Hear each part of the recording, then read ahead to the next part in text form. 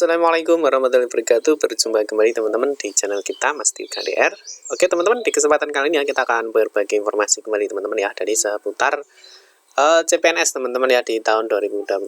Nah, di sini kita akan membahas terkait dengan auto gagal teman-teman ya. Auto gagal seleksi administrasi CPNS tahun 2021 dan jangan lakukan ini. Nah, nanti kita akan membahas sebenarnya apa sih yang dimaksud dengan auto gagal ya, ketika teman-teman tentunya setelah mengupload dokumen ya, sudah menyelesaikan pendaftaran, teman-teman ada seleksi administrasi. Nah, nanti kita akan membahas apakah hanya di CPNS saja ya, tentunya di P3K guru pun juga bisa sama ya, bisa auto gagal ataupun nanti yang di P3K non guru. Nah, apa yang dimaksud dengan auto gagal seleksi administrasi teman-teman? Nanti kita akan membahas kenapa sih sebenarnya kok bisa gagal di seleksi administrasinya. Nanti kita akan membahas lebih lengkapnya.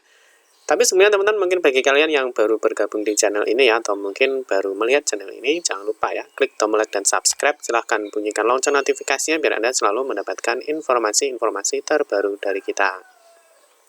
Sebelumnya teman-teman, kita sampaikan terima kasih banyak ya buat teman-teman yang masih setia di channel ini ya, yang sudah memberikan dukungan, sudah memberikan like, komen, dan subscribe.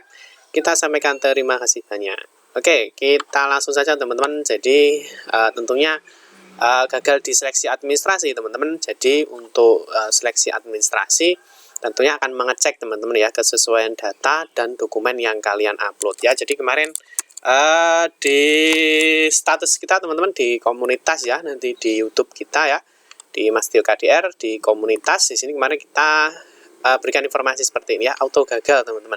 Nah, ini sebenarnya apa kok bisa auto gagal teman-teman ya? Ya jelas di sini informasinya kita ambil dari BKD Jatim teman-teman ya. Jadi dari BKD Jatim di sini ada informasi teman-teman ya. Jadi kami tidak bisa dikelabui ya, kami teliti, ada-ada saja ini. Nah, ini apa sih sebenarnya maksudnya ya? Jadi maksudnya kalau kita cek teman-teman, ternyata di sini yang dicek itu adalah materainya teman-teman ya, yang jadi permasalahan. Ya, jadi materainya ini ternyata dia dalam bahasanya ya, dia mengakali ya. Jadi artinya ini bukan materai asli ya, dia ngambilnya dari Google ya. Jadi dia mengambil dari Google ya, tentunya setiap materai itu kan memiliki serinya sendiri-sendiri ya. Nah, di sini ternyata teman-teman, nah di sini ya kalau kita lihat teman-teman search aja search aja ya. Teman-teman cari di Google.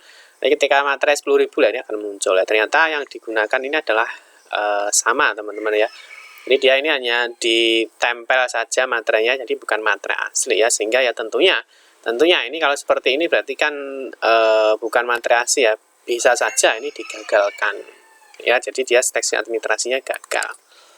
Ya, terus kedua adalah terkait materai ya, kami pilih posting hanya untuk diketahui dan tidak dicontoh ya. Jadi artinya teman-teman ini hati-hati ya. Jadi artinya ketika diberikan informasi seperti ini, teman-teman diberikan warning ya, jangan seperti ini ya, karena tentunya kalau seperti ini bisa saja teman-teman otomatis diseleksi administrasinya ya. Jadi gagal dalam seleksi administrasinya. Nah, di sini teman-teman kita cek ya, bahwa tahukah kamu tahapan verifikasi dokumen itu membutuhkan 33 kali klik ya untuk setiap pelamar. Verifikator yang sedang isoman tetap semangat, semoga segera pulih dan segera segar kembali, amin ya. Jadi untuk berkas-berkas kalian teman-teman ya, itu tentunya dicek semua teman-teman ya. Jadi satu persatu ya. Jadi setelah mulai surat lamaran ya, di sini akan kelihatan ya valid atau tidak valid, alasannya apa.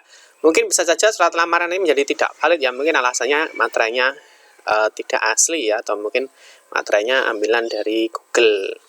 Terus kartu tanda penduduk ini juga dicek teman-teman. Jadi jadi artinya teman-teman tetap hati-hati ya, harus pastikan teman-teman itu dokumen yang diupload itu pastikan benar ya. Terus ini ada pesan juga teman-teman dari Ibu Gubernur teman-teman ya. Jadi seperti ini ya.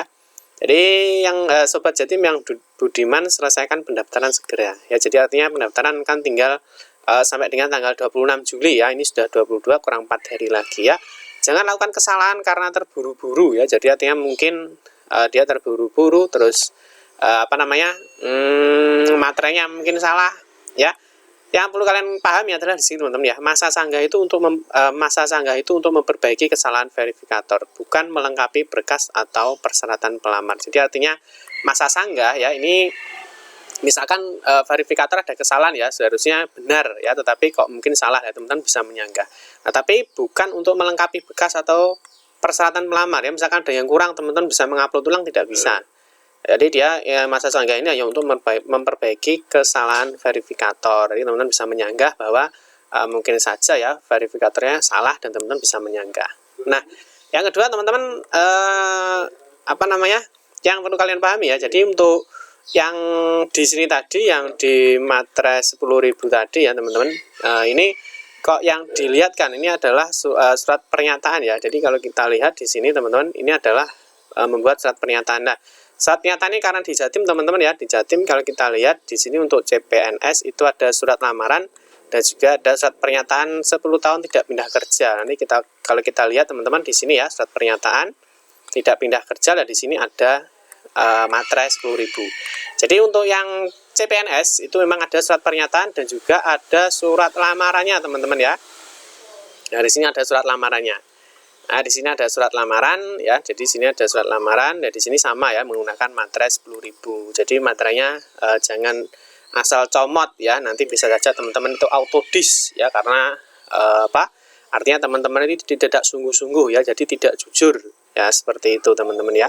Terus yang kedua yang perlu kalian pahami adalah teman-teman ini ya. Jadi ini untuk unggahan, dan di sini untuk yang CPNS teman-teman ya. Jadi kalau di CPNS teman-teman nanti ketika di SSC/ASN itu di sini memang ada ya surat lamaran yang harus diunggah ya. Terus yang kedua juga ada akreditasi ya, akreditasi perguruan tinggi atau prodinya ini juga harus diupload.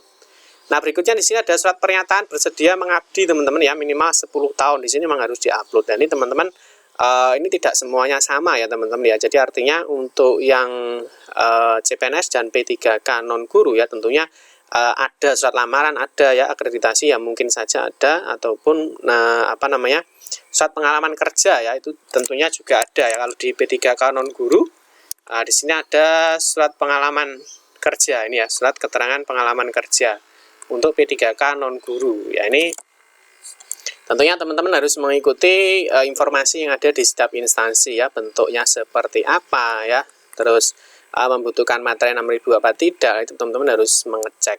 Jadi nanti biar seleksi administrasinya teman-teman tidak gagal atau tidak dis. Nah, yang kedua teman-teman, apakah yang di P3K non guru itu apakah juga nanti bisa diseleksi administrasi ya? Tentunya bisa saja teman-teman ya. Nah, kenapa bisa ya? Mungkin saja teman-teman ya, karena teman-teman terburu-buru atau mungkin kurang teliti teman-teman ya. Jadi bisa saja mungkin KTP-nya ini salah ya, jadi yang diunggah bukan KTP. Atau mungkin scan ijazah asli ya, karena terburu-buru, atau mungkin karena filenya itu tidak diberi nama yang bagus ya. Jadi tidak diberi nama yang bagus ya, mungkin dia salah pilih ya, itu ternyata dia sudah mengakhiri ya, bisa saja. Terus mungkin skin transkrip ya, sertifikat bidik, atau mungkin pas foto ya, mungkin dia salah milih, itu bisa saja terjadi. Kalau misalkan salah ya berarti bisa saja dia untuk seleksi administrasinya gagal. Jadi seperti itu teman-teman ya. Yang kita post di sini ya, di komunitas auto gagalnya tentunya ini ya. Jadi materai-materai ini kenapa seperti ini ya, teman-teman harus memperhatikan lagi setiap dokumen ya yang dipersyaratkan di setiap masing-masing instansi. Teman-teman tidak usah terburu-buru ya, pastikan bahwa semua datanya benar sesuai dengan persyaratan yang disyaratkan di instansinya masing-masing. Oke teman-teman, cukup sekian saja ya, semoga bermanfaat. Semoga bagi kalian yang belum menyelesaikan ya pendaftaran CPNS maupun P3K guru, segera untuk diselesaikan teman-teman ya, karena waktunya tinggal 4 hari lagi. Pastikan dokumen kalian benar dan sesuai dengan persyaratan instansi yang kalian lamar. Oke teman-teman, cukup sekian saja. Terima kasih yang sudah menonton video ini ya. Mohon maaf jika ada salah-salah kata dalam memberikan informasi dan penjelasan. Kita berjumpa kembali di video-video berikutnya. Saya akhiri, wassalamualaikum warahmatullahi wabarakatuh.